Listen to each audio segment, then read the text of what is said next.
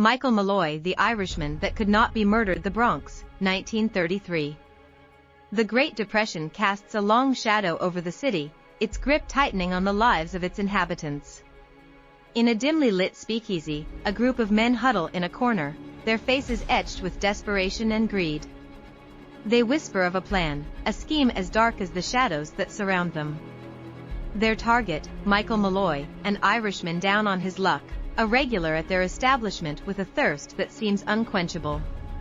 Michael Malloy, a former firefighter, was a harmless soul, a man with a story for every occasion and a hand always outstretched for a free drink. He was a fixture at Tony Marino's speakeasy, a place where the weary sought solace in the bottom of a glass. But to Marino and his cronies, Red Murphy the bartender, Frank Pasqua the undertaker, Daniel Kreisberg the fruit seller, and Hershey Green the cabbie, Malloy was not a patron, but a mark. They saw in him not a man, but a life insurance policy waiting to be cashed in.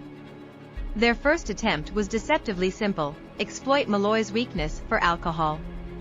Night after night, they filled his glass, encouraging him to drink beyond his limits.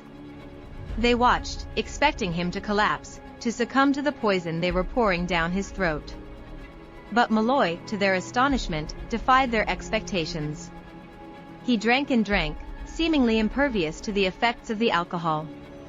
He became a spectacle, a human sponge soaking up the booze with no ill effects, earning him the nickname Iron Mike. Frustrated but undeterred, they escalated their efforts. They laced his drinks with antifreeze, hoping its sweetness would mask the deadly poison. They added turpentine, its pungent odor disguised by the strong smell of whiskey.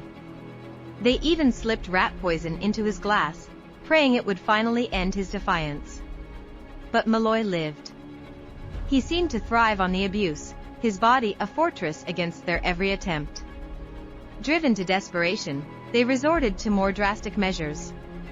On a bitterly cold winter night, they lured Malloy to Cortona Park, their breaths clouding the frigid air. They stripped him naked, his pale skin exposed to the biting wind, and poured buckets of icy water over him, leaving him to freeze in the darkness. They watched from a distance, their hearts pounding with anticipation. But the next morning, Malloy stumbled back into the speakeasy, his clothes ragged, his body shivering, but his spirit unbroken. He demanded his usual morning's morning, a testament to his incredible resilience. The gang, their patience wearing thin, their conscience long abandoned, decided on a more direct approach.